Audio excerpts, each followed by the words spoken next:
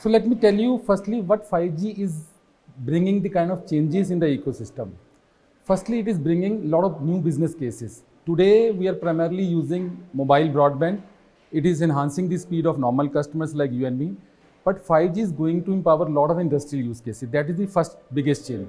Second change is it is bringing your open technologies like SDN, NFV uses, and your lot of automations while you provision the slicing. And third case is the architecture of 5G is different as compared to the legacy architecture. 5G is an open architecture.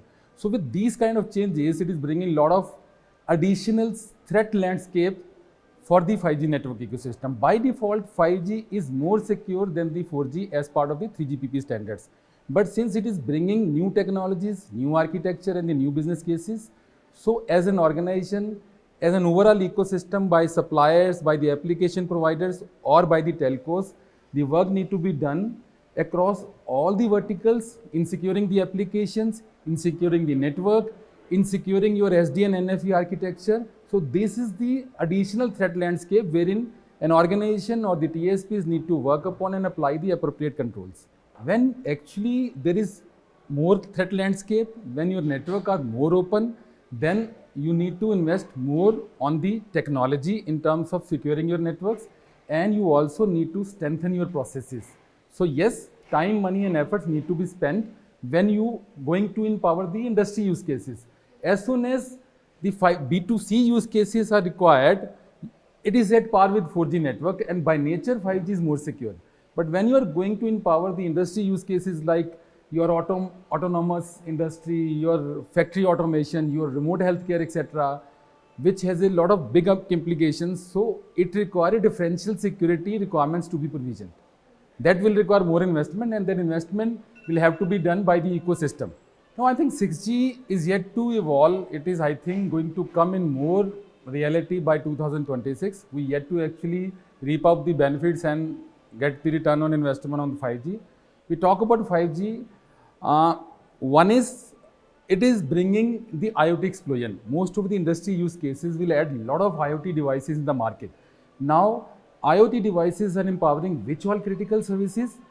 IoT devices certification is very, very critical, that this device has so much security features and it can enable that kind of critical use case for the industry.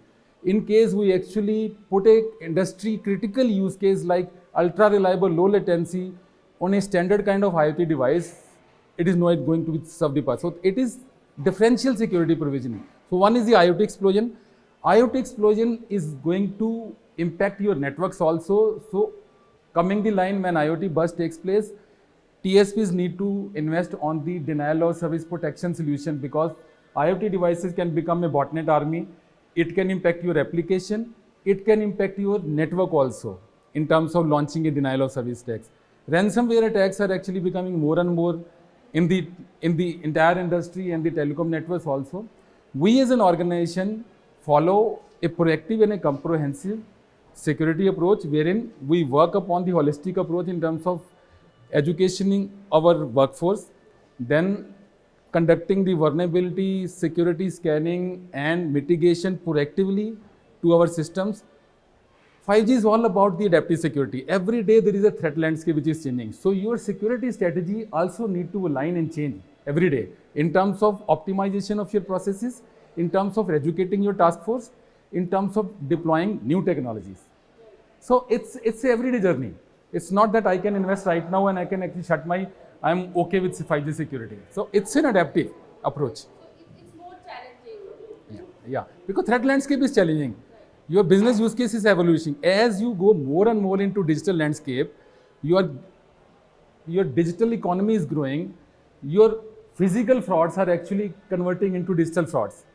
And staying up to date to these kind of tactics, techniques and procedures of threat actors, operators, application vendors and suppliers need to re-engineer their system processes to be at pace with that.